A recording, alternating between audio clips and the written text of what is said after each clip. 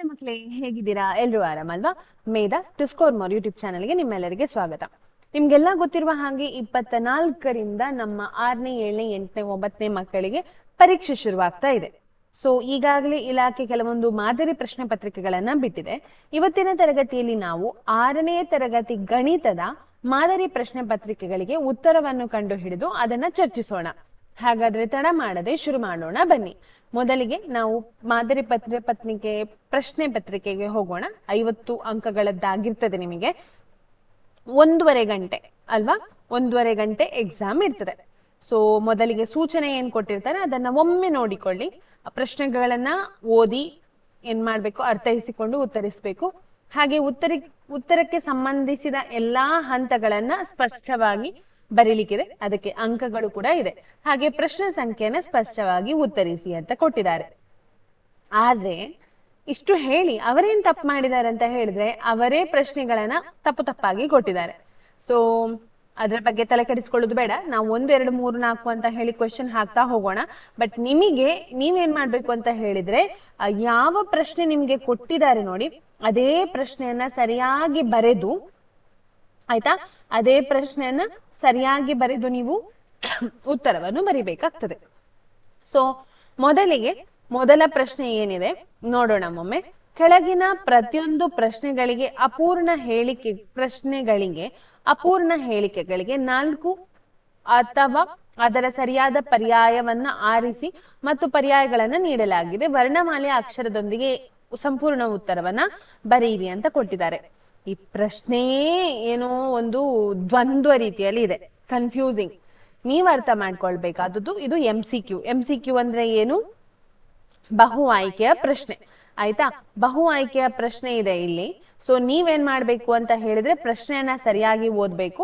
ಹಾಗೆ ಇಲ್ಲಿ ನಿಮಗೆ ಆಪ್ಷನ್ಸ್ ಗಳನ್ನ ಕೊಟ್ಟಿದ್ದಾರೆ. ABCD ಅಂತ ಹೇಳಿ ಆಪ್ಷನ್ಸ್ ಗಳನ್ನ ಕೊಟ್ಟಿದ್ದಾರೆ. ನೀವು ಗಣಿತಕ್ಕೆ ಯಾವತ್ತು ನೀವು ಇದರ ಉತ್ತರವನ್ನು ಕಂಡು ಹಿಡಿಯದೆ ನೀವು ಉತ್ತರವನ್ನ ಡೈರೆಕ್ಟ್ ಆಗಿ ಬರೆಯುವ ಹಾಗಿಲ್ಲ. ಆಯ್ತಾ? ಏನು ಗೊತ್ತಿಲ್ಲದಿದ್ರೆ ಬರೀಬಹುದು. ಕೊನೆಗೆ ಸೊ ಏನ್ ಹೇಳ್ತಾರೆ, ಕಲ್ಲು ಹೊಡೆಯುವುದು ಅಂತ ಹೇಳ್ತಾರಲ್ಲ, ಅಂದಾಜಿಗೆ ಗುಂಡು ಹೊಡೆಯುವುದು ಅಂತ ಏನ್ ಹೇಳ್ತಾರೆ ನೋಡಿ, ಹಾಗೆ ಮಾಡಬಹುದು. ಅದು ಯಾವಾಗ? ಏನು ಗೊತ್ತಿಲ್ಲದಿದ್ರೆ. ಇಲ್ಲದಿದ್ರೆ ನಾವ್ ಏನ್ ಮಾಡ್ಬೇಕು, ಉತ್ತರವನ್ನ ಯಾವತ್ತು ಬರ್ದು ಸರಿ ಬರ್ತದ ಅಂತ ಹೇಳಿ ನೋಡಿಯೇ ಕಲಿಬೇಕು. ಓಕೆ, ಮೊದಲನೇ ಪ್ರಶ್ನೆ ನೋಡಿ. ಕೊಟ್ಟಿರುವ ಕಂಪೌಂಡ್ ನ ಸುತ್ತಳತೆ. ಒಂದು ಚಿತ್ರ ಕೊಟ್ಟಿದ್ದಾರೆ, ಇಲ್ಲಿ ನಿಮ್ಗೆ ಕಾಣ್ತಾ ಇರಬಹುದು. ಸೊ ಆ ಕಂಪೌಂಡ್ ನ ಸುತ್ತಳತೆಯನ್ನ ನಾವು ಕಂಡು ಹಿಡಿಬೇಕು.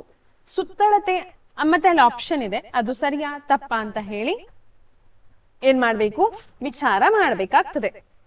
ಈಗ ನಾವು ನಮ್ಮ ಆನ್ಸರ್ ಶೀಟ್ ಏನಿದೆ ನೋಡಿ ಅದಕ್ಕೆ ಹೋಗೋಣ. ಸೊ ಇಲ್ಲಿ ನಾನು ಮೊದಲೇನ್ ಮಾಡ್ತೇನೆ ಅಂತ ಹೇಳಿದ್ರೆ, 1 ನಿಮಿಷ ಮಕ್ಕಳೇ. ಸೊ ಫಸ್ಟ್ ಪೇಜ್ಗೆ ಹೋಗೋಣ. ಫಸ್ಟ್ ಪೇಜ್ ಅಲ್ಲಿ ಮೊದಲನೆಯ ಪ್ರಶ್ನೆ ಚಿತ್ರ ಕೊಟ್ಟಿದ್ದಾರೆ. ಅದ್ರ ಏನ್ ಕಂಡು ಹಿಡಿಬೇಕು, ಸುತ್ತಳತೆಯನ್ನ ಕಂಡು ಹಿಡಿಬೇಕು.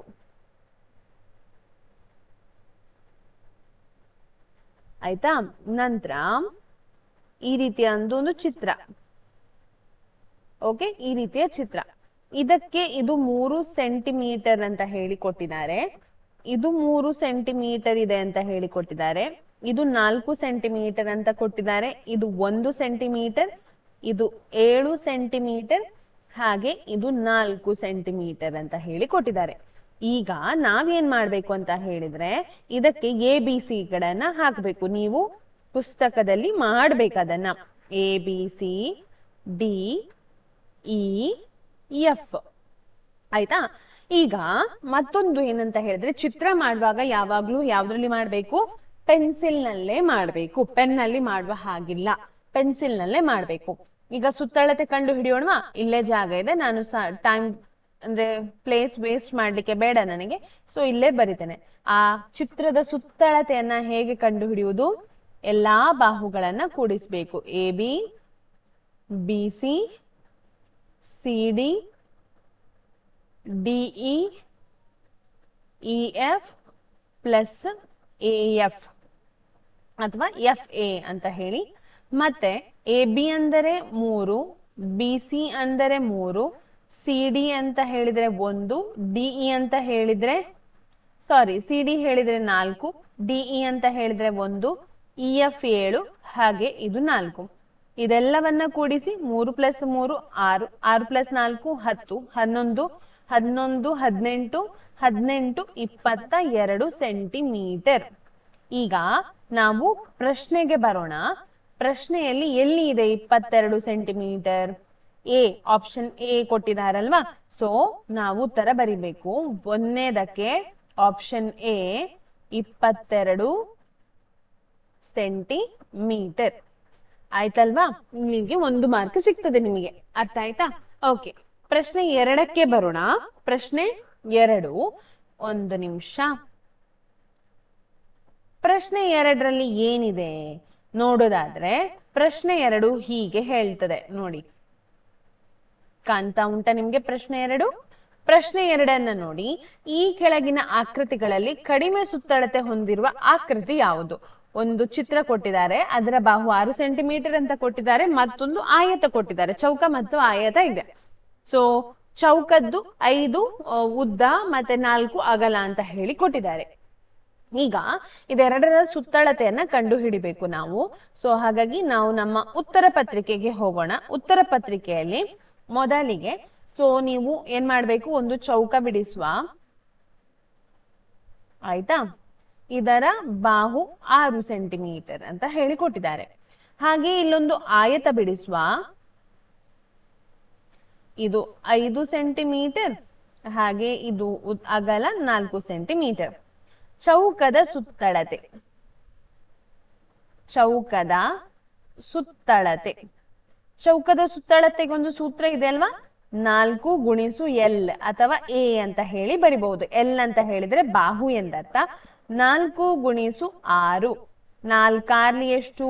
24 ಸೆಂಟಿಮೀಟರ್ ಆಗ್ತದೆ. ಹಾಗೆಯೇ ಆಯತದ ಸುತ್ತಳತೆಗೂ ಒಂದು ಸೂತ್ರ ಇದೆ, ಕಲ್ತಿದ್ದೀರಿ ನೀವು. ಆಯತದ ಸುತ್ತಳತೆ, ಆಯತದ ಸುತ್ತಳತೆಯ ಸೂತ್ರ ಏನು? 2 × L + B ಎಂಬುದು. ಎಲ್ ಅಂದರೆ ಉದ್ದ, ಬಿ ಅಂದರೆ ಅಗಲ ಅಲ್ವಾ? ಸೊ 2 × L ಎಷ್ಟು? 5, ಬಿ ಎಷ್ಟು? ಅಗಲ ಎಷ್ಟು? 4. 2 × 5 + 4 9, 2 9 ಎಷ್ಟಾಗ್ತದೆ? 18 ಸೆಂಟಿಮೀಟರ್ ಆಗ್ತದೆ. ಸೊ ಹಾಗಾದ್ರೆ ಇದರಲ್ಲಿ ಯಾವುದು ಉದ್ದ, ಯಾವುದು ದೊಡ್ಡದು? ಚಿತ್ರ 1ರ ಸುತ್ತಳತೆ ದೊಡ್ಡದು ಅಲ್ವಾ? ಸೊ ಯಾವ ಉತ್ತರ ಸರಿ ಇದೆ ಅಂತ ಹೇಳಿ ನೋಡೋಣ. ನೋಡೋದಾದ್ರೆ ಯಾವುದು ಉತ್ತರ? ಚಿತ್ರ 1ರ ಸುತ್ತಳತೆ ದೊಡ್ಡದು. ಎ, ಚಿತ್ರ 1 ಉತ್ತರ ಬರಿಬೇಕು ನಾವಿಲ್ಲಿ. ಇಲ್ಲಿ ಬರ್ತೇನೆ ನಾನು, ಪೆನ್, ಕೆಂಪು ಪೆನ್ನಲ್ಲಿ ಬರಿತೇನೆ ನೋಡಿ. ಎ, ಚಿತ್ರ 1. ಇಲ್ಲಿ ಬಾಕ್ಸ್ ಮಾಡ್ತೇನೆ ನಾನು, ಕೆಂಪು ಪೆನ್ನಲ್ಲಿ ಬರೀಲಿಲ್ಲ ಅದಕ್ಕೋಸ್ಕರ. ಆಯ್ತಾ? ಇದು ಉತ್ತರ ಆಗ್ತದೆ. ಈಗ 3ನೇ ಪ್ರಶ್ನೆಗೆ ಹೋಗೋಣ. 3ನೇ ಪ್ರಶ್ನೆ ಏನಿದೆ ಅನ್ನೋದನ್ನ ನೋಡೋಣ. 3ನೇ ಪ್ರಶ್ನೆ ಹೇಳ್ತದೆ ನೋಡಿ, ಸೂಕ್ತ ಚಿಹ್ನೆಯೊಂದಿಗೆ, ಅಲ್ಲಿ ಪ್ರಶ್ನೆ ಸಂಖ್ಯೆ ತಪ್ಪು ಹಾಕಿದ್ದಾರೆ, ನೀವು ಅದನ್ನ ಜಸ್ಟ್ ಇಗ್ನೋರ್ ಮಾಡಿ. ಸೂಕ್ತ ಚಿಹ್ನೆಯೊಂದಿಗೆ ಬಳಸಿ, ದೊಡ್ಡದು ಚಿಕ್ಕದು ಚಿಹ್ನೆ ಹಾಕ್ಬೇಕು. 17/10 ಬಾಕ್ಸ್ 12/10 ಅದು. ಆಯ್ತಾ? ಸೊ ನಾವು ಉತ್ತರಕ್ಕೆ ಒಂದು ನಿಮಿಷ, ಉತ್ತರ ಪತ್ರಿಕೆಗೆ ಬರೋಣ. ಉತ್ತರ ಪತ್ರಿಕೆಗೆ ಬರೋಣ. 3ನೇ ಪ್ರಶ್ನೆ ಏನು ಅಂತ ಹೇಳಿದ್ರೆ, ಆ ಪ್ರಶ್ನೆ ಹೀಗಿದೆ. ಏನು? 17/10 17/10 ಒಂದು ಬಾಕ್ಸ್ ಹಾಕಿದ್ದಾರೆ, ಹಾಗೆ 12/10. ಇದರಲ್ಲಿ ದೊಡ್ಡದು ಯಾವುದು? ಛೇದ ಒಂದೇ ರೀತಿ ಇದ್ರೆ ಅಂಶದಲ್ಲಿ ಯಾವ ಸಂಖ್ಯೆ ದೊಡ್ಡದು ನೋಡಿ, ಆ ಸಂಖ್ಯೆ ಏನಾಗ್ತದೆ? ದೊಡ್ಡ ಸಂಖ್ಯೆ ಆಗ್ತದೆ. ಈಗ ಸಣ್ಣದು ಯಾವುದು? 12 ಅನ್ನೋದು ಸಣ್ಣದು. ಯಾವಾಗ? ಇದು ಛೇದ ಒಂದೇ ರೀತಿ ಇದ್ದಾಗ. ಆಯ್ತಾ? ಸೊ ಯಾವುದು ಉತ್ತರ? ಎ ಆಗ್ತದೆ. ಇದಕ್ಕೂ ಆನ್ಸರ್ ಏನಾಗ್ತದೆ? ಎ ಆಗ್ತದೆ. ಉತ್ತರ ಎ. ಹೀಗೆ ನೆಕ್ಸ್ಟ್ ನಾವು 4ನೇ ಪ್ರಶ್ನೆಗೆ ಹೋಗೋಣ. 4ನೇ ಪ್ರಶ್ನೆ ಏನು ಹೇಳ್ತದೆ ಅನ್ನೋದನ್ನ ನೋಡೋಣ.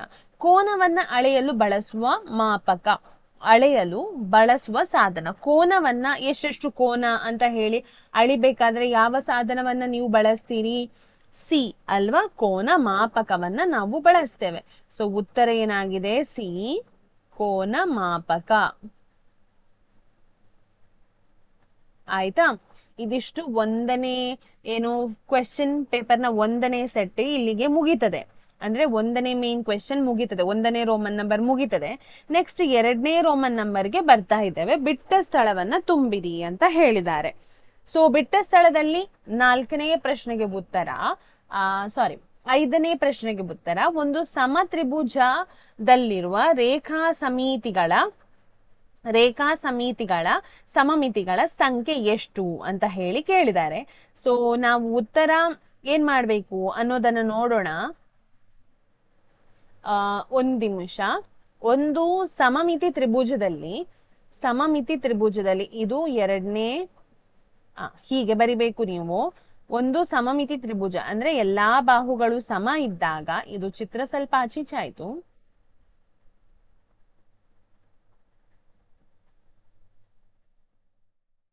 ಆಯ್ತಾ? 3 ಸಮಮಿತಿ ರೇಖೆಗಳನ್ನ ಎಳಿಬಹುದು ನಾವು ಹೀಗೆ. ಹಾಗಾದ್ರೆ ಉತ್ತರ ಏನಾಗ್ತದೆ? 3 ಆಗ್ತದೆ. 6ನೇ ಪ್ರಶ್ನೆಗೆ ಬರೋಣ. 6ನೇ ಪ್ರಶ್ನೆ ಏನ್ ಹೇಳ್ತದೆ ನೋಡಿ.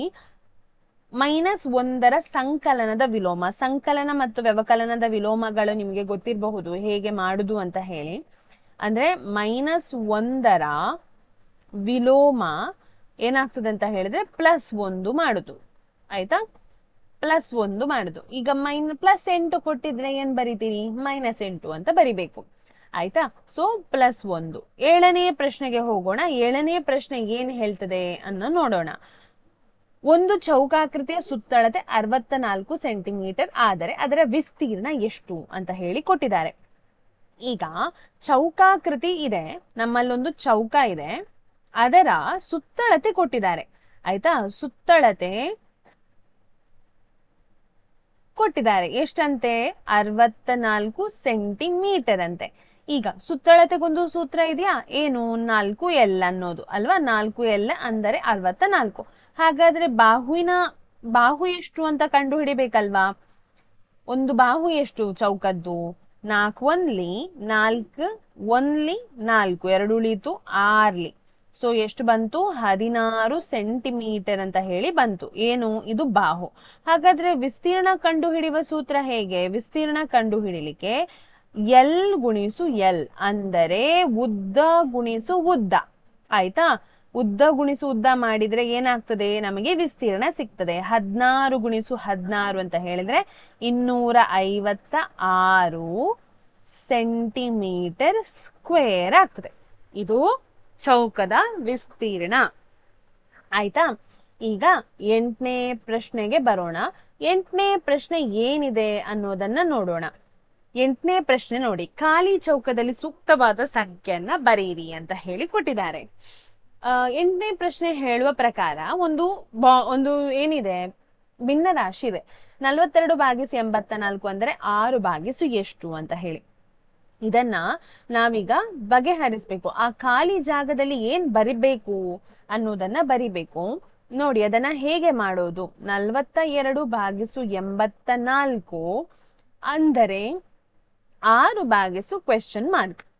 ಇದನ್ನ ನಾವು ಅಡ್ಡ ಗುಣಾಕಾರ ಮಾಡಬೇಕು. ಅಡ್ಡ ಗುಣಾಕಾರ ಹೇಗೆ ಮಾಡುದಂತ ಹೇಳಿದ್ರೆ, ಇಲ್ಲಿಂದ ಈ ಕ್ವೆಶ್ಚನ್ ಮಾರ್ಕ್ ಗುಣಿಸು 42 ಅಂದರೆ 6 ಗುಣಿಸು 84. ಈ ಕ್ವೆಶ್ಚನ್ ಮಾರ್ಕ್ ಅನ್ನ ಕಂಡು ಹಿಡಿಲಿಕ್ಕಿದ್ಯಾ? ಈ 42 ಕೆಳಗೆ ತರಬೇಕು. ಅದು ಗುಣಾಕಾರ ಇದ್ದಾಗ ಮತ್ತೊಂದು ಬದಿಗೆ ಬರುವಾಗ ಅದೇನಾಗ್ತದೆ? ಭಾಗಕಾರ ಆಗ್ತದೆ. ಸೊ ಭಾಗಕಾರ 42 ಬರ್ದೆ. 6 1 6 7 42. ಸೊ 7 1 7 1 7 ಪುನಃ ಒಂದು ಉಳಿತು, 14 ಆಯ್ತು 2. ಸೊ ಆ ಕ್ವೆಶ್ಚನ್ ಮಾರ್ಕ್ ಅಂದ್ರೆ ಎಷ್ಟು ಉತ್ತರ? 12. ಆಯ್ತಾ? ಆ ಸಂಖ್ಯೆ ಯಾವುದು? 12 ಎಂಬುದು ಆ ಸಂಖ್ಯೆ ಆಗ್ತದೆ. ಈಗ ನಾವು 9ನೇ ಪ್ರಶ್ನೆಗೆ ಬರೋಣ. 9ನೇ ಪ್ರಶ್ನೆಯನ್ನು ಇಲ್ಲೇ ಜಾಗ ಇರುವ ಕಾರಣ ನಾನು ಈ ಬದಿಯಲ್ಲಿ ಮಾಡ್ತಾ ಇದ್ದೇನೆ. ಓಕೆ, 9ನೇ ಪ್ರಶ್ನೆ ಏನಿದೆ ಅನ್ನೋದನ್ನ ನೋಡೋಣ. ಸೊ 9ನೇ ಪ್ರಶ್ನೆ ಕಾಣ್ತಾ ಇರ್ಲಿಕ್ಕಿಲ್ಲ. 1 ನಿಮಿಷ ಇದನ್ನು ಸ್ವಲ್ಪ ಕೆಳಗೆ ಮಾಡ್ತೇನೆ. ಕಾಣ್ತಾ ಇದೆಯಲ್ವಾ? ಈಗ ವೃತ್ತದ ವ್ಯಾಸವು 8 ಸೆಂಟಿಮೀಟರ್ ಆದರೆ ಅದರ ತ್ರಿಜ್ಯ ಎಷ್ಟು? ಪ್ರಶ್ನೆ ಇನ್ನೊಮ್ಮೆ ಗಮನಿಸಿ. ವ್ಯಾಸ 8 ಕೊಟ್ಟಿದ್ದಾರೆ, ತ್ರಿಜ್ಯ ಎಷ್ಟು ಅಂತ ಹೇಳಿ ನಾವು ಕಂಡುಹಿಡಿಬೇಕು. ವ್ಯಾಸಕ್ಕೆ ಮತ್ತು ತ್ರಿಜ್ಯಕ್ಕೆ ಒಂದು ಸಂಬಂಧ ಇದೆ. ವೃತ್ತದ ವ್ಯಾಸದ ಉದ್ದ ಎಷ್ಟು? 8 ಸೆಂಟಿಮೀಟರ್. ವ್ಯಾಸ ಮತ್ತು ತ್ರಿಜ್ಯದ ಸಂಬಂಧ ಏನು? ವ್ಯಾಸ ಅಂದರೆ 2 ಗುಣಿಸು ತ್ರಿಜ್ಯ, ತ್ರಿಜ್ಯದ ಡಬಲ್ ಅಂತ ಹೇಳ್ತೇವೆ ನಾವು ವ್ಯಾಸವನ್ನ. ಹಾಗಾದ್ರೆ ವ್ಯಾಸ 8 ಆದ್ರೆ ತ್ರಿಜ್ಯ ಎಷ್ಟು? ತ್ರಿಜ್ಯ ಗೊತ್ತಿಲ್ಲ, ತ್ರಿಜ್ಯವನ್ನ ನಾವು ಕಂಡು ಹಿಡಿಬೇಕು ಅಲ್ವಾ. 8 ಈ ತ್ರಿಜ್ಯದ ಹತ್ರ ಇರುವ 2ಅನ್ನ ನಾವು ಈ ಬದಿಗೆ ತರಬೇಕು. ಗುಣಾಕಾರದಲ್ಲಿ ರೀತಿಯಲ್ಲಿರುವಾಗ ಈ ಬದಿಗೆ ಬರುವಾಗ ಅದು ಏನಾಗ್ತದೆ? ಅದು ಭಾಗಾಕಾರ ಆಗ್ತದೆ. 2 1 2 4. ಸೊ ತ್ರಿಜ್ಯ ಎಷ್ಟು? 4 ಸೆಂಟಿಮೀಟರ್. ಆಯ್ತಾ? ಇದನ್ನ ನಾವು ಹೀಗೆ ಕೂಡ ಬರಿಬಹುದು. ಡಿ ಅಂದರೆ 2 ಆರ್ ಅಂತ ಹೇಳಿ ನಿಮ್ಮ ಟೀಚರ್ ಕಲಿಸಿರುವರು. ಡಿ ಅಂದ್ರೆ ಏನು? ಅದು ವ್ಯಾಸ. ಆರ್ ಅಂತ ಹೇಳಿದ್ರೆ ತ್ರಿಜ್ಯ, ರೇಡಿಯಸ್ ಅಂತ ಹೇಳ್ತೇವೆ. ಆಯ್ತಾ? ಸೊ ಇದು 9ನೇ ಪ್ರಶ್ನೆಗೆ ನಮಗೆ ಉತ್ತರ. ಸೊ ನಾವಿವಾಗ 10ನೇ ಪ್ರಶ್ನೆಗೆ ಹೋಗ್ತಾ ಇದ್ದೇವೆ. 10ನೇ ಪ್ರಶ್ನೆ ಏನ್ ಹೇಳ್ತಾ ಇದೆ ಅನ್ನೋದನ್ನ ನೋಡುವ. ಪರಿಭ್ರಮಣ ಕೇಂದ್ರ ಎಂದರೇನು ಅಂತ ಹೇಳಿ ಕೇಳಿದ್ದಾರೆ. ಅದನ್ನ ನಾವು ಬರಿಬೇಕು. ಪರಿಭ್ರಮಣ ಕೇಂದ್ರ ಎಂದರೆ ಏನು ಅನ್ನೋದನ್ನ ನಾವೀಗ ಉತ್ತರ ಬರೆಯೋಣ. ಪರಿಭ್ರಮಣ ಕೇಂದ್ರ ಎಂದರೆ ಯಾವುದಾದರೂ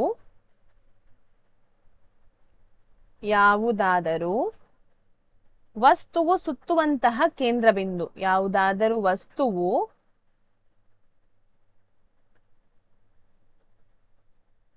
ಸುತ್ತುವಂತಹ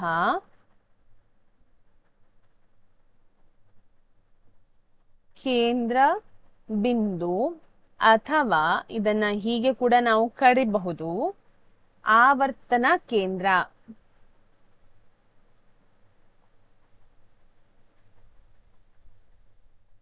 ಆವರ್ತನ ಕೇಂದ್ರ ಎಂದರ್ಥ. ಆಯ್ತಾ? 11ನೇ ಪ್ರಶ್ನೆಗೆ ಬರೋಣ. 11ನೇ ಪ್ರಶ್ನೆ ಏನಿದೆ ಅನ್ನೋದನ್ನ ನೋಡೋಣ. 11ನೇ ಪ್ರಶ್ನೆ ನೋಡಿ. 1/3ಕ್ಕೆ 2 ಸಮಾನ ಭಿನ್ನರಾಶಿಗಳನ್ನ ಬರೆಯಿರಿ ಅಂತ ಹೇಳಿ ಕೇಳಿದ್ದಾರೆ. ಸೊ 1/3ಕ್ಕೆ ಹೇಗೆ ಸಮಾನ ಭಿನ್ನರಾಶಿಗಳನ್ನ ಬರೆಯೋದು? ಸೊ ಇದಕ್ಕೆ ಸಮಾನ ಭಿನ್ನರಾಶಿಗಳು ಏನಂತ ಹೇಳಿದ್ರೆ, 1 ನಿಮಿಷ ಪ್ರಶ್ನೆ ನೋಡೋಣ. ಕನ್ಫ್ಯೂಸ್ ಮಾಡಿಕೊಂಡೆನಾ ಅಂತಲ್ವಾ? ಓಕೆ ನೋಡಿ, ಪ್ರಶ್ನೆ ಹೀಗಿದೆ, ತಪ್ಪಿದೆ. 11ನೇ ಪ್ರಶ್ನೆ, -100ಕ್ಕಿಂತ ಕಡಿಮೆ -150ಕ್ಕಿಂತ ಹೆಚ್ಚು ಇರುವ 5 ಪೂರ್ಣಾಂಕಗಳನ್ನ ಬರೀರಿ ಅಂತ ಕೇಳಿದ್ದಾರೆ. ಸೊ ಈಗ ನಾವು ನೋಡಿ, -100ಕ್ಕಿಂತ ಕಡಿಮೆ. ಈಗ ನಾವು ಒಂದು ಇದನ್ನ ನೀವು ಯಾವುದು ಸಂಖ್ಯಾ ರೇಖೆಯನ್ನ ತಿಳ್ಕೊಳ್ಳಿ. ಇದು ಇಲ್ಲಿ 0 ಇದೆ. ಈ ಕಡೆ ಬರುವ ಸಂಖ್ಯೆಗಳೆಲ್ಲ ಮೈನಸ್ ಅಲ್ವಾ? -10. ಈಗ -100 ಇದೆ. ಹಾಗೆ ಇಲ್ಲಿ -150 ಬರ್ತದೆ. 0ಗೆ ಹತ್ರ ಇರುವ ಯಾವ ಸಂಖ್ಯೆ ಇದೆ ನೋಡಿ, ಅದು ಯಾವಾಗಲೂ ಹೆಚ್ಚು ಬೆಲೆಯನ್ನ ಹೊಂದಿದೆ. ದೊಡ್ಡ ಸಂಖ್ಯೆ ಇದು. ಆಯ್ತಾ? ದೊಡ್ಡ ಸಂಖ್ಯೆ, ಬೆಲೆ ಹೆಚ್ಚು. ಹಾಗೆ 0ಯಿಂದ ದೂರ ಇರುವ ಸಂಖ್ಯೆ ಇದೆ ನೋಡಿ, ಇದು ಕಡಿಮೆ ಬೆಲೆಯನ್ನ ಹೊಂದಿದೆ. ಇದು ಸಣ್ಣ ಸಂಖ್ಯೆ. ಇದರ ನಡುವಲ್ಲಿ ಯಾವ ಸಂಖ್ಯೆಗಳು ಬರ್ತದೆ ಅದೆಲ್ಲವೂ ನಿಮ್ಮ ಇದಕ್ಕೆ ಸೇರ್ತದೆ. ಸೊ ಆ ಸಂಖ್ಯೆಗಳು ಯಾವುದು ಅಂತ ಹೇಳಿ ಬರೆಯೋದಾದ್ರೆ, 100ಕ್ಕಿಂತ ಕಡಿಮೆ, -100ಕ್ಕಿಂತ ಕಡಿಮೆ, -150ಕ್ಕಿಂತ ದೊಡ್ಡ ಸಂಖ್ಯೆಗಳು ಯಾವುದೆಲ್ಲ ಅಂತ ಹೇಳಿ ಬರೆಯೋದಾದ್ರೆ, -110, -120, ಹಾಗೆ ಅಲ್ಲಿ ಒಂದು ಸಣ್ಣ ಬರಿಬಹುದು, ಏನ್ ದೊಡ್ಡ ಇದಿಲ್ಲ. -115, -120, ಹಾಗೆ ಇನ್ನೆರಡು ಬರಿಬೇಕಲ್ಲ, -130, -140. ಓಕೆ, ಇದು 11ನೇ ಪ್ರಶ್ನೆಗೆ ಉತ್ತರ ಆಗ್ತದೆ. ಈಗ ನಾವು 12ನೇ ಪ್ರಶ್ನೆಗೆ ಹೋಗೋಣ. 12ನೇ ಪ್ರಶ್ನೆ ಏನಿದೆ? ಕೆಳಗಿನ ಕೋಷ್ಟಕದಲ್ಲಿ ಬಿಟ್ಟು ಹೋಗಿರುವ ಅಳತೆಗಳನ್ನ ಬರೆಯಿರಿ ಅಂತ ಹೇಳಿ ಕೊಟ್ಟಿದ್ದಾರೆ. ಆಯ್ತಾ? 12ನೇ ಪ್ರಶ್ನೆ ನೋಡಿ. ಸೊ ಒಂದು ಕೋಷ್ಟಕ ಕೊಟ್ಟಿದ್ದಾರೆ. ಸಾರಿ, 12ನೇ ಪ್ರಶ್ನೆ ಬೇರೆ ಇದೆ, ಸಂಖ್ಯೆ ಚೇಂಜ್ ಆಗಿದೆ ಅಲ್ಲಿ.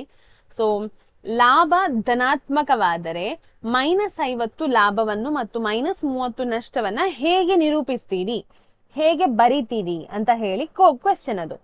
ಲಾಭ ಧನಾತ್ಮಕ ಹೌದು, ಹಾಗಾದರೆ ಲಾಭ ಮತ್ತು ನಷ್ಟ ಅವರು ಏನ್ ಕೊಟ್ಟಿದ್ದಾರೆ, ಲಾಭ ಅಂತ ಹೇಳಿದ್ರೆ ₹50, ಹಾಗೆಯೇ ನಷ್ಟ ಎಂದರೆ ₹30. ಹೇಗೆ ಬರಿಬಹುದು, ಇದು ಇದಕ್ಕೆ ಸಮ, +50ಕ್ಕೆ ಸಮ, ಹಾಗೆ ನಷ್ಟ ಏನಿದೆ ನೋಡಿ ಇದು -30ಕ್ಕೆ ಸಮ. ಆಯ್ತಾ, ಪ್ಲಸ್ ಮತ್ತು ಮೈನಸ್ ಅಂತ ಹೇಳಿ ಬರಿಬಹುದು. ಈಗ 13ನೆಯ ಪ್ರಶ್ನೆಗೆ ಬರೋಣ. ಸಿಂಪಲ್ ಇತ್ತು 12ನೆಯ ಪ್ರಶ್ನೆ. 13ನೆಯ ಪ್ರಶ್ನೆಗೆ ಬರೋಣ. ಅಂದ್ರೆ ನಿಮ್ಮ ಕ್ವೆಶ್ಚನ್ ಏನಿದೆ ನೋಡಿ ಎಕ್ಸ್ಚೇಂಜ್ ಆಗಿದೆ ಅಲ್ವಾ, ಅದು 11ನೇ ಪ್ರಶ್ನೆ. 2 ಸೆಂಟಿಮೀಟರ್ ಅಗಲ ಮತ್ತು 1 ಸೆಂಟಿಮೀಟರ್ ಉದ್ದ ಇರುವ ಆಯತದ ಸುತ್ತಳತೆಯನ್ನ ಕಂಡುಹಿಡಿಯಿರಿ ಅಂತ ಕೇಳಿದ್ದಾರೆ. ಸೊ ನಾವೇನ್ ಮಾಡ್ಬೇಕು, ಒಂದು ಸಣ್ಣ ಆಯತವನ್ನ ಬಿಡಿಸ್ಬೇಕು. 2 ಸೆಂಟಿಮೀಟರ್ ಅಗಲ, 1 ಸೆಂಟಿಮೀಟರ್ ಉದ್ದ. ಸೊ ಒಂದು ರಫ್ ಚಿತ್ರ ಮಾಡ್ಬೇಕಾಗ್ತದೆ ನೀವು. ಸೈಡ್ ಅಲ್ಲಿ ಒಂದು ಹೀಗೆ ರಫ್ ಚಿತ್ರ, ಆಯ್ತಾ. 2 ಸೆಂಟಿಮೀಟರ್ ಅಗಲ ಹಾಗೆ 1 ಸೆಂಟಿಮೀಟರ್ ಉದ್ದ ಇರುವ ಸುತ್ತಳತೆ. ಸೊ ನಾವು ಬರೆಯೋಣ. ಉದ್ದ ಅಂತ ಹೇಳಿದ್ರೆ ಏನ್ ಹೇಳಿದ್ದಾರೆ, 1 ಸೆಂಟಿಮೀಟರ್ ಅಂತ ಹೇಳಿದ್ದಾರೆ. ಹಾಗೆ ಅಗಲ ಅಂದ್ರೆ ಏನು ಹೇಳಿದ್ದಾರೆ, 2 ಸೆಂಟಿಮೀಟರ್ ಅಂತ ಹೇಳಿದ್ದಾರೆ. ಆಯತದ ಸುತ್ತಳತೆ, ಈಗ ನಾವು ಸೂತ್ರ ಬರಿಬೇಕು. ಆಯತದ ಸುತ್ತಳತೆಯ ಸೂತ್ರ ಏನು, 2 ಗುಣಿಸು L + B. L ಅಂತ ಹೇಳಿದ್ರೆ ಉದ್ದ, B ಅಂದ್ರೆ ಅಗಲ. 2 ಗುಣಿಸು L ಅಂದ್ರೆ ಎಷ್ಟು, 1, ಪ್ಲಸ್ B ಅಂದ್ರೆ ಅಗಲ ಎಷ್ಟು, 3. ಸೊ 2 ಗುಣಿಸು 1 + 3 ಅಂತ ಹೇಳಿದ್ರೆ 4, 2 4 ಎಷ್ಟಾಗ್ತದೆ, 8 ಸೆಂಟಿಮೀಟರ್. ಇದು ಆಯತದ ಏನು ವಿಸ್ತೀರ್ಣ ಆಗ್ತದೆ. ಈಗ ನಾವು 14ನೇ ಪ್ರಶ್ನೆಗೆ ಬರೋಣ. 14ನೇ ಪ್ರಶ್ನೆ ನಮ್ಮ ಹತ್ರ ಏನ್ ಕೇಳ್ತಾ ಇದೆ ಅನ್ನೋದನ್ನ ನೋಡೋಣ. 1/3ಕ್ಕೆ 2 ಸಮಾನ ಭಿನ್ನ ರಾಶಿಯನ್ನ ಬರೆಯಿರಿ ಅಂತ ಹೇಳಿ ಕೇಳಿದ್ದಾರೆ. ಸೊ ನಾವೀಗ ಆ 1/3ಕ್ಕೆ ಸಮಾನ ಭಿನ್ನ ರಾಶಿಯನ್ನ ಬರಿಬೇಕಾಗ್ತದೆ. 1/3, ಆಯ್ತಾ. ಇದಕ್ಕೆ ಸಮಭಿನ್ನ ರಾಶಿಗಳನ್ನ ಬರೆಯೋಣ. ಸಮಭಿನ್ನ ರಾಶಿಗಳು, ಈಗ ಅದಕ್ಕಿಂತ ಮುಂಚೆ 1/3ಕ್ಕೆ ನಾವು ಒಂದೇ ಸಂಖ್ಯೆಯಿಂದ ಗುಣಿಸ್ಬೇಕು, ಅಂಶಕ್ಕೂ ಛೇದಕ್ಕೂ. 1 2 2, 3 6. ಹಾಗೆ ಇನ್ನೊಂದು ಸಲ 1/3 ಯಾವುದೇ ಒಂದು ಸಂಖ್ಯೆ ನಿಮ್ಮ ಇಷ್ಟದ ಸಂಖ್ಯೆ ಆಗ್ತದೆ ಅದರಿಂದ ಗುಣಿಸ್ಬೇಕಾಗ್ತದೆ. 1 3 3, 3 3 9. ಹಾಗಾದ್ರೆ ಸಮಭಿನ್ನ ರಾಶಿಗಳು ಯಾವುದೆಲ್ಲ, 2/6 ಮತ್ತು 3/9 ಅನ್ನೋದು ಸಮಭಿನ್ನ ರಾಶಿ ಆಗ್ತದೆ. ಯಾವುದಕ್ಕೆ, 1/3ಗೆ. ಈಗ ನಾವು 15ನೇ ಪ್ರಶ್ನೆಗೆ ಹೋಗ್ತಾ ಇದ್ದೇವೆ.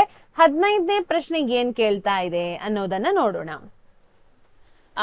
ಕೆಳಗೆ ಒಂದು ಕೋಷ್ಟಕ ಕೊಟ್ಟಿದ್ದಾರೆ. ಆ ಕೋಷ್ಟಕದಲ್ಲಿ ಉದ್ದ, ಅಗಲ ಮತ್ತು ಕೆಲವೊಮ್ಮೆ ಆಯತದ ವಿಸ್ತೀರ್ಣ ಕೊಟ್ಟಿದ್ದಾರೆ. ಯಾವುದು ಖಾಲಿ ಉಂಟು ಅದನ್ನ ನಾವು ಮಾಡ್ಬೇಕಾಗ್ತದೆ. ನಾವೀಗ ಕೋಷ್ಟಕವನ್ನ ಮಾಡೋಣ. ಕೋಷ್ಟಕವನ್ನ ನಾವು ಮಾಡ್ಬೇಕಾಗ್ತದೆ. ಒಂದು ಬಾಕ್ಸ್ ಹಾಕಿ,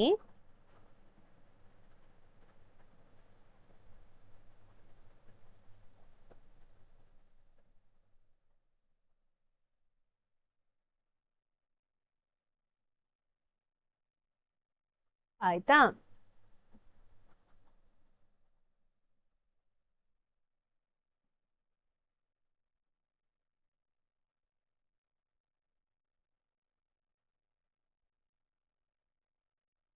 ಈಗ ಇಲ್ಲಿ ಉದ್ದ ಕೊಟ್ಟಿದ್ದಾರೆ, ಇಲ್ಲಿ ಅಗಲ ಕೊಟ್ಟಿದ್ದಾರೆ, ಇಲ್ಲಿ ವಿಸ್ತೀರ್ಣ ಕೊಟ್ಟಿದ್ದಾರೆ ಅಲ್ವಾ.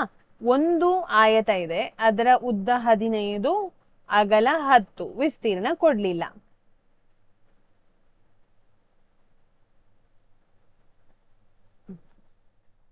ಇನ್ನೊಂದು ಆಯತ ಇದೆ, ಅದರ ಉದ್ದ 10, ಅಗಲ ಕೊಡ್ಲಿಲ್ಲ, ಹಾಗೆ ವಿಸ್ತೀರ್ಣ 110 ಎಂದು ಕೊಟ್ಟಿದ್ದಾರೆ. ಈಗ ನಾವು 1ನೇ ಆಯತ ಏನಿದೆ ನೋಡಿ, ಆಯತ 1ರ ವಿಸ್ತೀರ್ಣವನ್ನ ಕಂಡು ಹಿಡಿಯೋಣ. ಆಯತ 1ರ ವಿಸ್ತೀರ್ಣ.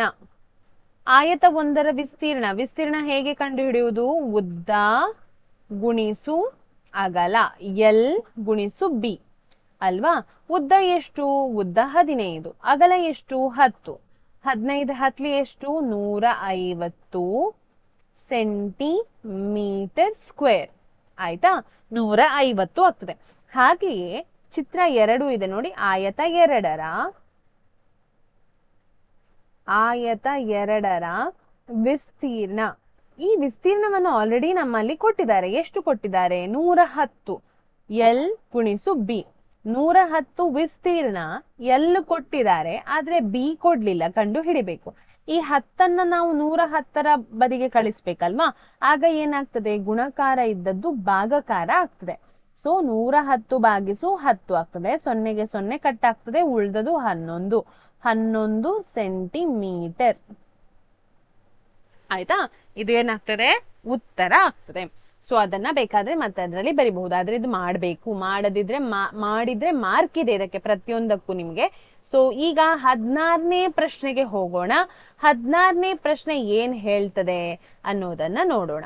16ನೇ ಪ್ರಶ್ನೆ ಕಾಣ್ತಾ ಇಲ್ಲ. ಓಕೆ, ಒಂದು ನಿಮಿಷ, ಸ್ವಲ್ಪ ಇದನ್ನ ಕೆಳಗೆ ಮಾಡ್ತೇನೆ. ಕಾಣ್ತಾ ಇದೆಯಾ? ಕೆಳಗಿನ ಭಿನ್ನರಾಶಿಗಳನ್ನು ಬ್ರಹ್ಮಗುಪ್ತನ ವಿಧಾನದಿಂದ ಸಂಕಲನ ಮಾಡಿ. ಬ್ರಹ್ಮಗುಪ್ತ ಒಂದು ವಿಧಾನ ಕೊಟ್ಟಿದ್ದಾರೆ, ಆ ಮೂಲಕ ಅದನ್ನ ನಾವು ಆಡ್ ಮಾಡ್ಬೇಕಂದ್ರೆ ಪ್ಲಸ್ ಮಾಡ್ಬೇಕು. ಸೊ 1/3 ಮತ್ತು 3/5. ಹಾಗಾದ್ರೆ ಮಾಡೋಣ ಬನ್ನಿ.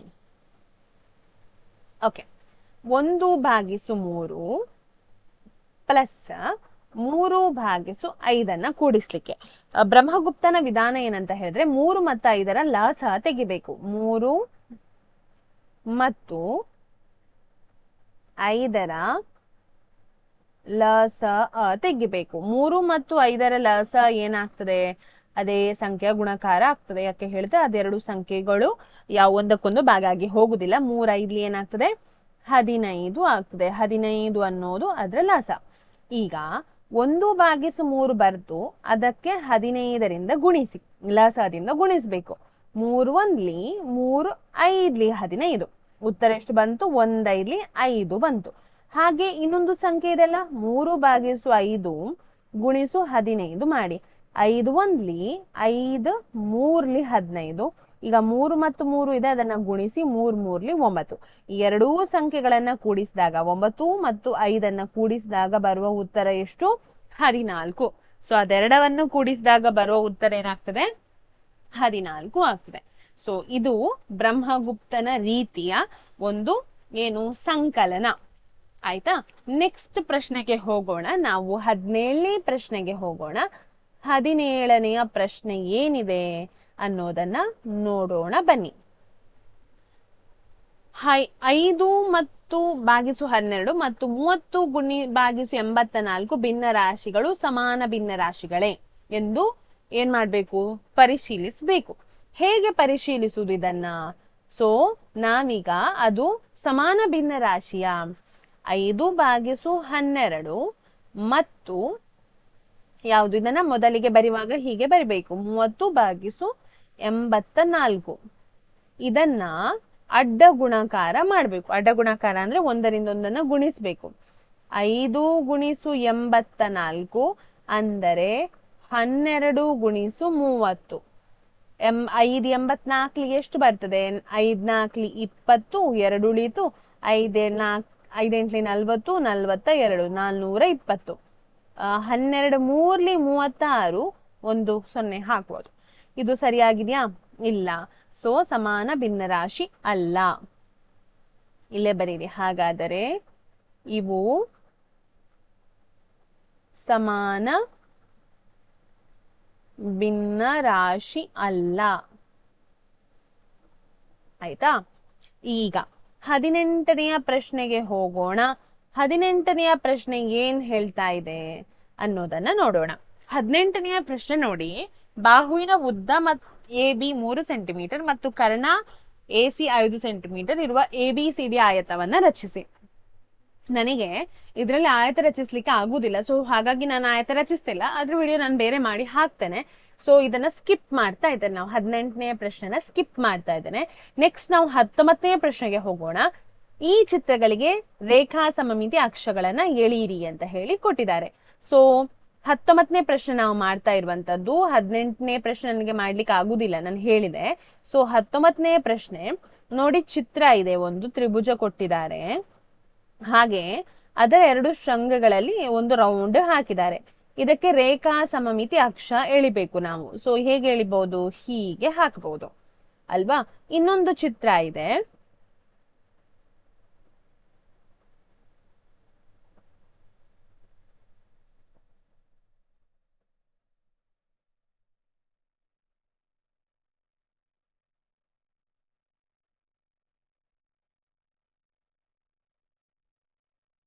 ಆಯ್ತಾ? ಇಲ್ಲಿ ಎರಡು ಕಣ್ಣುಂಟು. ಇದಕ್ಕೆ ಹೇಗೆ ರೇಖಾ ಸಮಮಿತಿ ಅಕ್ಷವನ್ನ ಎಳಿಬಹುದು? ಹೀಗೆ ಎಳಿಬಹುದು. ಅಷ್ಟೇ ಮಾಡ್ಲಿಕ್ಕಿದ್ದದ್ದು. ಸೊ ಈಗ ನೆಕ್ಸ್ಟ್ ಪ್ರಶ್ನೆಗೆ ಹೋಗೋಣ, ಅಂದ್ರೆ 20ನೆಯ ಪ್ರಶ್ನೆಗೆ ಹೋಗೋಣ. 20ನೆಯ ಪ್ರಶ್ನೆ ಏನ್ ಹೇಳ್ತದೆ ಅನ್ನೋದನ್ನ ನೋಡೋಣ ಬನ್ನಿ. 20ನೆಯ ಪ್ರಶ್ನೆ, 90 ಪ್ಲಸ್ ಮೈನಸ್ 11 ಅಂದರೆ 4 ಪ್ಲಸ್ 90 ಪ್ಲಸ್ ಮೈನಸ್ 11 ಅಂದರೆ 34 ಪ್ಲಸ್ 90 ಪ್ಲಸ್ ಮೈನಸ್ 11. ಇದು ಸರಿ ಇದೆಯಾ ಅಥವಾ ಈ ಹೇಳಿಕೆ ಸರಿಯಾಗಿದೆ ಎಂಬುದನ್ನ ಪರಿಶೀಲಿಸಬೇಕು ನಾವು. ಸೊ ಹಾಗಾದ್ರೆ ಒಮ್ಮೆ ಪರಿಶೀಲಿಸಿ ನೋಡುವ ಸರಿ ಇದೆಯಾ ಅಂತ ಹೇಳಿ. ಸೊ ಕೊಟ್ಟದೇನು? 4 ಪ್ಲಸ್ ಪುಷ್ಪಾವರಣ 90 ಪ್ಲಸ್ ಮೈನಸ್ 11 ಪುಷ್ಪಾವರಣ ಕ್ಲೋಸ್. ಹಾಗೆಯೇ 34 ಪ್ಲಸ್ 90 ಪ್ಲಸ್ ಮೈನಸ್ 11 ಕೊಟ್ಟಿದ್ದಾರೆ. ನಾವೀಗ ಎಡ ಮತ್ತು ಬಲಬದಿಯನ್ನ ಸಮ ರೀತಿಯಲ್ಲಿ ಕೂಡ ಮಾಡ್ತಾ ಹೋಗ್ಬೋದು. ಯಾವಾಗ ಪುಷ್ಪಾವರಣ, ಯಾವ್ದಾದ್ರು ಅಲ್ಪಾವರಣ, ಏನಾದ್ರೂ ಆವರಣಗಳನ್ನು ಕೊಟ್ಟಿದ್ರೆ ಮೊದಲು ನಾವು ಅದರ ಒಳಗೆ ಏನಿದೆ ನೋಡಿ ಅದನ್ನ ಸಾಲ್ವ್ ಮಾಡ್ಬೇಕಾಗ್ತದೆ. ಹೊರಗೆ ಹಾಗೆಯೇ ಬರಿಬೇಕಾಗ್ತದೆ. 4 ಪ್ಲಸ್ ಹಾಗೆ ಬರಿತೇನೆ. 90 ಈಗ ಪ್ಲಸ್ ಮತ್ತು ಮೈನಸ್ ಇರುವಾಗ ಯಾವತ್ತು ಮೈನಸ್ ಆಗ್ತದೆ. ಮೈನಸ್ 11 ಬರೆಯೋದು. 90ರಿಂದ 11ನ್ನ ಕಳೆದ್ರೆ ಏನಾಗ್ತದೆ ಹೇಳಿ ನೋಡೋಣ. 90ರಿಂದ 10 ಕಳೆದ್ರೆ 80, 80ರಿಂದ ಇನ್ನೊಂದು ಕಳೆದ್ರೆ 79 ಆಗ್ತದೆ. 79. ಯಾಕೆ ಪ್ಲಸ್ 79? ಯಾಕೆ ಹೇಳಿದ್ರೆ ದೊಡ್ಡ ಸಂಖ್ಯೆಯ ಚಿಹ್ನೆಯನ್ನ ಹಾಕ್ಬೇಕು. 90 ದೊಡ್ಡ ಸಂಖ್ಯೆ, ಅದರ ಚಿಹ್ನೆ ಪ್ಲಸ್. ಸೊ ಪ್ಲಸ್ ಹಾಕಿದೆ. ಈಗ 79ಕ್ಕೆ 4 ಕೂಡಿಸಿ ಎಷ್ಟಾಗ್ತದೆ? 79ಕ್ಕೆ 1 ಕೂಡಿಸಿ ಆಗ 80 ಆಗ್ತದೆ. ಪುನಃ ಉಳಿದದ್ದು 3 ಕೂಡಿಸುವಾಗ 83 ಆಗ್ತದೆ. ಓಕೆ, ಈಗ ಇದನ್ನ ಇಲ್ಲಿ ಅದು ಆಯ್ತು, ನಮ್ಗೆ ಇಲ್ಲಿಯ ಉತ್ತರ ಸಿಕ್ಕಿತು. ಈಗ ಈ ಕಡೆ ಬರೋಣ. 34 ಪ್ಲಸ್ 90. ಸೊ 0ಯ ಸ್ಥಾನದಲ್ಲಿ 4, 9 ಪ್ಲಸ್ 3 ಎಷ್ಟು? 12 ಆಗ್ತದೆ. ಪ್ಲಸ್ ಮತ್ತು ಮೈನಸ್ ಯಾವಾಗ್ಲೂ ಏನಾಗ್ತದೆ ಅಂತ ಹೇಳಿದ್ರೆ ಮೈನಸ್ 11 ಆಗ್ತದೆ. 4ರಿಂದ 1 ತೆಗೆದ್ರೆ 3, 2ರಿಂದ 1 ತೆಗೆದ್ರೆ 1, 1. ಇದು ಸಮ ಆಗಿದೆಯಾ? ಇಲ್ಲ ಅಲ್ವಾ. ಈ ಹೇಳಿಕೆ ಏನಾಗಿದೆ? ತಪ್ಪಾಗಿದೆ. ಹಾಗಾದರೆ ಹೇಳಿಕೆ ತಪ್ಪಾಗಿದೆ. ಆ ಕಡೆ ಈ ಕಡೆ ಸರಿ ಬಂದಿದ್ರೆ ಅದನ್ನ ಸರಿ ಅಂತ ಹೇಳ್ಬೋದಿತ್ತು, ಆದ್ರೆ ನಮ್ಗೆ ಬರ್ಲಿಲ್ಲ. ಸೊ ಹೇಳಿಕೆ ಏನಾಗಿದೆ? ತಪ್ಪಾಗಿದೆ ಅಂತ ಹೇಳಿ ಬರೆಯುವಂತಹದ್ದು. ಸೊ 21ನೆಯ ಪ್ರಶ್ನೆಗೆ ಹೋಗೋಣ. ಕೊನೆಯದಾಗಿ 21ನೆಯ ಪ್ರಶ್ನೆ, ಕೊನೆಯ ಅಲ್ಲ ಸಾರಿ, 21ನೇ ಪ್ರಶ್ನೆ ಏನಿದೆ ಅನ್ನೋದನ್ನ ನೋಡೋಣ. ರೇಷ್ಮಾ ಮತ್ತು ಜಾನನು ಮಾವಿನ ಹಣ್ಣುಗಳನ್ನ ಹಂಚಿಕೊಳ್ಳುತ್ತಿದ್ದರು. ರೇಷ್ಮಾ 2.5 ಮಾವಿನ ಹಣ್ಣುಗಳನ್ನು ಹಾಗೂ ಜಾನ್ 3.5 ಮಾವಿನ ಹಣ್ಣುಗಳನ್ನ ತಿಂದರು. ಹಾಗಾದ್ರೆ ಅವರಿಬ್ಬರು ತಿಂದ ಒಟ್ಟು ಹಣ್ಣುಗಳ ಸಂಖ್ಯೆ ಎಷ್ಟು ಅಂತ ಹೇಳಿ ಕೇಳಿದ್ದಾರೆ. ಸೊ ನಾವೀಗ ಇದನ್ನ ಮಾಡ್ಬೇಕಾಗ್ತದೆ. ನೋಡಿ, ಫಸ್ಟಿಗೆ ಇದು ಹೇಳಿಕೆ ಪ್ರಶ್ನೆ, ಹೇಳಿಕೆಯಲ್ಲೇ ಬರಿಬೇಕಾಗ್ತದೆ. ಸೊ ರೇಷ್ಮಾಳು ತಿಂದ ಮಾವಿನ ಹಣ್ಣು. ರೇಷ್ಮಾಳು ತಿಂದ ಮಾವಿನ ಹಣ್ಣು. ಎಷ್ಟು ತಿಂದಿದ್ದಾಳೆ ರೇಷ್ಮಾ? 2.5 ಮಾವಿನ ಹಣ್ಣುಗಳನ್ನ ತಿಂದಿದ್ದಾನೆ. ಹಾಗೆ ಜಾನನು ತಿಂದ ಮಾವಿನ ಹಣ್ಣು. ಜಾನನು ತಿಂದ ಮಾವಿನ ಹಣ್ಣು ಎಷ್ಟು? 3.5 ಮಾವಿನ ಹಣ್ಣುಗಳನ್ನ ತಿಂದಿದ್ದಾರೆ. ಹಾಗಾದರೆ ಅವರು ತಿಂದ ಒಟ್ಟು ಮಾವಿನ ಹಣ್ಣು.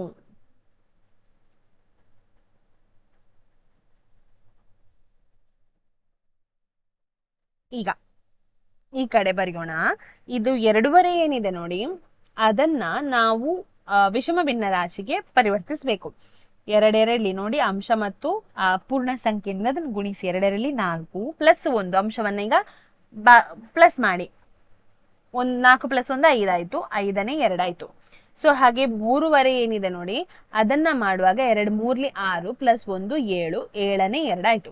ಇದೆರಡನ್ನ ಈಗ ಕೂಡಿಸ್ಬೇಕು. 5/2 ಪ್ಲಸ್ 7/2. ಛೇದ ಒಂದೇ ರೀತಿ ಇರುವ ಕಾರಣ ನಾವು ಡೈರೆಕ್ಟ್ ಆಗಿ ಅಂಶಗಳನ್ನ ಕೂಡಿಸಬಹುದು. 5 ಪ್ಲಸ್ 7 ಎಷ್ಟಾಗ್ತದೆ? 5 ಪ್ಲಸ್ 7 12 ಆಗ್ತದೆ. 12/2. 2 ಒಂದ್ಲಿ 2 ಆರ್ಲಿ. ಸೊ ಎಷ್ಟು ಮಾವಿನ ಹಣ್ಣುಗಳನ್ನ ತಿಂತಾರೆ ಅವರು? ಒಟ್ಟು 6 ಮಾವಿನ ಹಣ್ಣುಗಳನ್ನ ತಿಂತಾರೆ. ಸೊ ಇದು 21ನೆಯ ಪ್ರಶ್ನೆ ಆಗ್ತದೆ. ಸೊ ನಾವೀಗ 22ನೇ ಪ್ರಶ್ನೆಗೆ ಹೋಗೋಣ. 22ನೇ ಪ್ರಶ್ನೆ ಏನ್ ಹೇಳ್ತದೆ ನೋಡೋಣ. 22ನೇ ಪ್ರಶ್ನೆ ನೋಡಿ, ಕ್ವೆಶ್ಚನ್ ಕಾಣ್ತಾ ಇಲ್ಲ ಅಂತ ಅನ್ನಿಸ್ತದೆ. ಒಂದ್ ನಿಮಿಷ.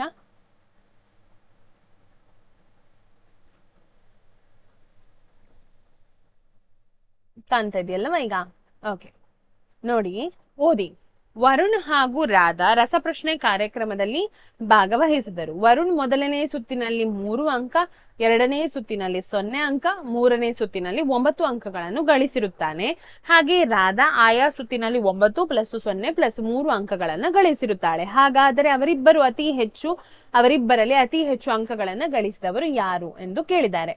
ಸೊ ನಾವೀಗ 22ನೇ ಪ್ರಶ್ನೆ ಮಾಡ್ತಾ ಇದ್ದೇವೆ. 22ನೇ ಪ್ರಶ್ನೆಯಲ್ಲಿ ವರುಣ್ ಮತ್ತು ರಾಧಾ ಗಳಿಸಿದ ಅಂಕಗಳು ಏನಿದೆ ನೋಡಿ, ಅದನ್ನ ಬರಿಬೇಕು. ವರುಣ್ ಅನ್ನೋದು ಬರೀವಾ.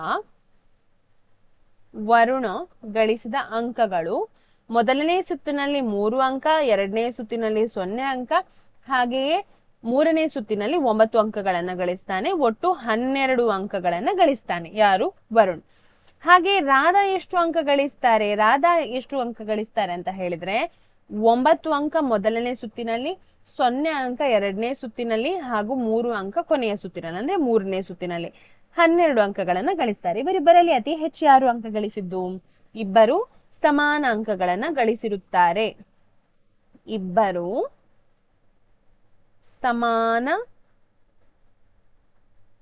ಅಂಕಗಳನ್ನು ಗಳಿಸಿರುತ್ತಾರೆ. ಆಯ್ತಾ? ಈಗ 23ನೆಯ ಪ್ರಶ್ನೆಗೆ ಬರೋಣ. 23ನೆಯ ಪ್ರಶ್ನೆ ಏನ್ ಹೇಳ್ತದೆ ಅನ್ನೋದನ್ನ ನೋಡೋಣ. ಅಯ್ಯೋ ರಾಮ, ನೀವು ನೋಡ್ಲೇ ಇಲ್ವಾ? ಅಯ್ಯೋ ಸಾರಿ. ಆಯ್ತಾ, ಇದು ನಿಮ್ಗೆ ಕಾಣಿಸ್ಲಿಲ್ಲ. ಈಗ ನೋಡಿ, ಅದು 3, 0 ಮತ್ತು 9 ಅರುಣ್ ಗಳಿಸಿದ ಅಂಕ, ಹಾಗೆ ರಾಧಾ ಗಳಿಸಿದ ಅಂಕ 9, 0, 3. ಈಗ ಪ್ರಶ್ನೆಗೆ ಬರೋಣ. ಯಾವುದು? 23ನೆಯ ಪ್ರಶ್ನೆ. ಈ ಕೆಳಗೆ ಕೊಟ್ಟಿರುವ ಆಕೃತಿಯಂತೆ ಹೊರ ಚೌಕದ ಬಾಹು 6 ಸೆಂಟಿಮೀಟರ್, ಹಾಗೆ ಪ್ರತಿಯೊಂದು ಚಿಕ್ಕ ಚೌಕದ ಬಾಹು 2 ಸೆಂಟಿಮೀಟರ್ ಇರುವಂತೆ ಆಕೃತಿಯನ್ನ ರಚಿಸಿ. ಇದನ್ನ ಕೂಡ ನಾನು ಮತ್ತೆ ಮಾಡ್ತೇನೆ, ಬಟ್ ನಾನು ನಿಮ್ಗೆ ಇದನ್ನ ತೋರಿಸ್ತೇನೆ ಹೇಗೆ ಮಾಡುದಂತ ಹೇಳಿ. ನೋಡಿ, ನೀವು ಒಂದು ಸ್ಕೇಲ್ ತಗೊಳ್ಬೇಕು.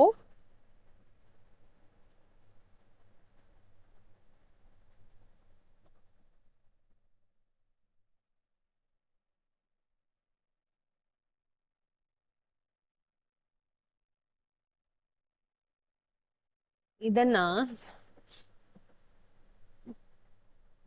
ಸುತ್ತಿಸ್ಲಿಕ್ಕೆ ಆಗುದಿಲ್ಲ, ಓಕೆ ಬಿಡಿ, ನನಗೆ ಆಗುದಿಲ್ಲ ಇದನ್ನ ಹೇಗೆ ಮಾಡುದಂತ ಹೇಳಿ. ಸಾಯ್ಲಿ ಬಿಡಿ. ನೀವು ಏನ್ ಮಾಡ್ಬೇಕು ಅಂತ ಹೇಳಿದ್ರೆ, ಒಂದು ಸ್ಕೇಲ್ ತಗೊಳ್ಬೇಕು, ಒಂದು 6 ಸೆಂಟಿಮೀಟರ್ ಗೆರೆ ಎಳಿಬೇಕು. ಆಯ್ತಾ? ಅನಂತರ 0ಇಂದ ಮಾರ್ಕ್ ಮಾಡ್ಬೇಕು. 2 ಸೆಂಟಿಮೀಟರ್ಗೆ ಮತ್ತು 2 ಸೆಂಟಿಮೀಟರ್ಗೆ ಮಾರ್ಕ್ ಮಾಡ್ಬೇಕು. ಇದು ಸರಿಯಾಗ್ಲಿಲ್ಲ. ಹಾಗೆ ಇಲ್ಲಿ ಒಂದು ಗೆರೆ ಎಳಿಬೇಕು 6 ಸೆಂಟಿಮೀಟರ್. ಆಯ್ತಾ?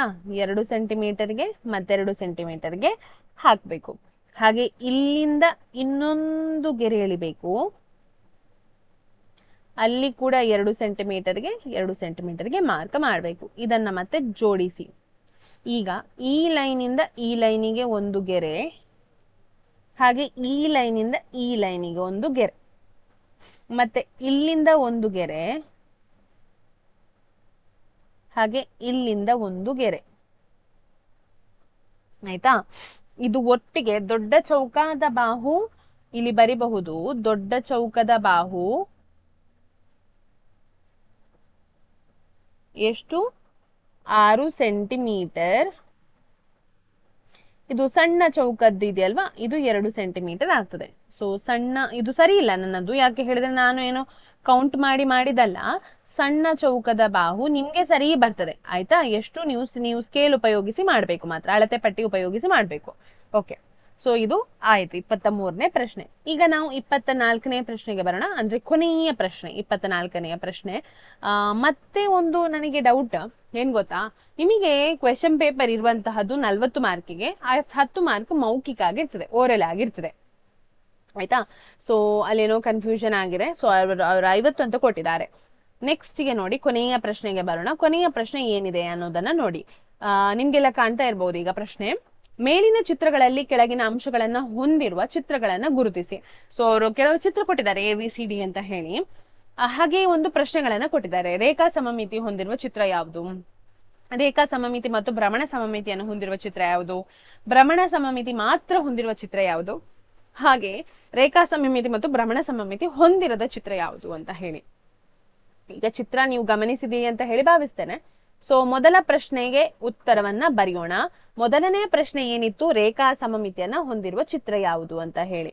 ರೇಖಾ ಸಮಮಿತಿಯನ್ನ ಹೊಂದಿರುವ ಚಿತ್ರ ಒಂದು ಚಿತ್ರ A, ಹಾಗೆ ಚಿತ್ರ B, ಎರಡರಲ್ಲೂ ಏನಿತ್ತು, ರೇಖಾ ಸಮಮಿತಿ ಇತ್ತು. ಹಾಗೆ ನೆಕ್ಸ್ಟ್ ಪ್ರಶ್ನೆಗೆ ಬರೋದಾದ್ರೆ, ಭ್ರಮಣ ಸಮಮಿತಿಯನ್ನ ಹೊಂದಿರುವ ಚಿತ್ರ ಯಾವುದು ಅಂತ ಹೇಳಿ ಕೇಳಿದ್ದಾರೆ. ರೇಖಾ ಸಮಮಿತಿ ಮತ್ತು ಭ್ರಮಣ ಸಮಮಿತಿಯನ್ನ ಹೊಂದಿರುವ ಚಿತ್ರ ನೋಡಿ. ಈಗ ರೇಖಾ ಸಮಮಿತಿ ಬರ್ದಿವಲ್ಲ, ಅದರಲ್ಲಿ ಭ್ರಮಣ ಸಮಮಿತಿಯನ್ನ ಹೊಂದಿರುವ ಚಿತ್ರ ಯಾವ್ದು ಇದ್ದದ್ದು, B ಮಾತ್ರ. ಸೊ ಬರಿಬೇಕಲ್ಲಿ ಚಿತ್ರ B, ಚಿತ್ರ B. ಸೊ ನೆಕ್ಸ್ಟ್ ಪ್ರಶ್ನೆ ನೋಡಿ ಅವರದು, ಮೂರನೇ ಪ್ರಶ್ನೆ ಈ ರೀತಿ ಇದೆ. ಭ್ರಮಣ ಸಮಮಿತಿ ಮಾತ್ರ ಹೊಂದಿರುವ ಚಿತ್ರ ಯಾವುದು. 4ನೇ ಚಿತ್ರ ನೋಡಿ, ಅದು ಭ್ರಮಣ ಸಮಮಿತಿಯನ್ನ ಮಾತ್ರ ಹೊಂದಿರ್ತದೆ. ಸೊ ನಾವಿಲ್ಲಿ ಬರಿಬೇಕು ಚಿತ್ರ D. ಹಾಗೆ 4ನೇದು ಭ್ರಮಣ ಸಮಮಿತಿ ಮತ್ತು ರೇಖಾ ಸಮಮಿತಿ ಎರಡನ್ನೂ ಹೊಂದಿರದ ಚಿತ್ರ ಯಾವುದು ಅಂತ ಕೇಳಿದ್ದಾರೆ. ಚಿತ್ರ C ಆಗ್ತದೆ. ಇದು ಅದಕ್ಕೆ ಉತ್ತರ. ಈಗ ನಮ್ಮದು ಒಂದು ಮಿಸ್ ಆದದ್ದು ಮಾತ್ರ, ಅದು ಯಾವುದು ಅಂತ ಹೇಳಿದ್ರೆ ಒಂದು ಆಯತ ಮಾಡ್ಲಿಕ್ಕಿತ್ತು ನೋಡಿ, ಅದು ಮಿಸ್ ಆಗಿದೆ. ಮತ್ತೆಲ್ಲ ಪ್ರಶ್ನೆಗಳಿಗೂ ಉತ್ತರವನ್ನ ನಾವು ಇವತ್ತು ಚರ್ಚಿಸಿದ್ದೇವೆ. ನಿಮ್ಗೆ ವಿಡಿಯೋ ಇಷ್ಟ ಆದ್ರೆ, ನಿಮ್ಗೆ ಗೊತ್ತಿದೆ ಏನ್ ಮಾಡ್ಬೇಕು ಅಂತ ಹೇಳಿ, ಲೈಕ್ ಮಾಡ್ಬೇಕು. ನಿಮ್ಮ ಹೆಚ್ಚು ಲೈಕ್ಸ್ ಮತ್ತು ಕಮೆಂಟ್ಸ್ ನನ್ನನ್ನು ಇನ್ನಷ್ಟು ಹೆಚ್ಚು ಮೋಟಿವೇಟ್ ಮಾಡ್ತಾ ಇರ್ತದೆ. ಸೊ ಕಮೆಂಟ್ ಮಾಡಿ, ನಿಮ್ಗೆ ಏನಾದ್ರು ಬೇಕಿದ್ರೆ ಅದನ್ನ ಕೇಳಿ. ಸೊ ಹಾಗೆ ಅಂದ್ರೆ ಇದಕ್ಕೆ ಏನಾದ್ರು ಡೌಟ್ಸ್ ಇದ್ರೆ ಅದನ್ನ ಕೇಳಬಹುದು. ಹಾಗೆ ನಿಮ್ಮ ಫ್ರೆಂಡ್ಸ್ಗೂ ಎಲ್ಲ 6ನೇ ತರಗತಿ ನಿಮ್ಮ ಮ್ಯಾಥ್ಸ್ ಕಲಿತಾ ಇರುವಂತಹ ಎಲ್ಲ ಫ್ರೆಂಡ್ಸ್ ಗಳಿಗೆ ಅದನ್ನ ಶೇರ್ ಮಾಡಿ, ಅವರು ಕೂಡ ನೋಡ್ಲಿ. ಮಾದರಿ ಪ್ರಶ್ನೆ ಪತ್ರಿಕೆಯ ಉತ್ತರ ಅವ್ರಿಗೂ ದೊರೀತದೆ, ಮತ್ತೆ ಹೇಗೆ ಮಾಡುದು ಅಂತ ಕೂಡ ಅರ್ಥ ಆಗ್ತದೆ. ಮತ್ತೆ ನೀವೆಲ್ಲಾದ್ರೂ ಚಾನೆಲ್ ಅನ್ನ ಸಬ್ಸ್ಕ್ರೈಬ್ ಮಾಡ್ತಾ ಇಲ್ಲ ಅಂತ ಇದ್ರೆ, ಹೊಸದಾಗಿ ಚಾನೆಲ್ ಅನ್ನ ನೋಡ್ತಾ ಇದ್ರೆ ಚಾನೆಲ್ ಅನ್ನ ಸಬ್ಸ್ಕ್ರೈಬ್ ಮಾಡೋದನ್ನ ಮರಿಬೇಡಿ ಅಂತ ಹೇಳ್ತಾ ಎಲ್ಲರಿಗೂ ಧನ್ಯವಾದಗಳನ್ನ ತಿಳಿಸ್ತಾ ಇದ್ದೇನೆ. Thank you.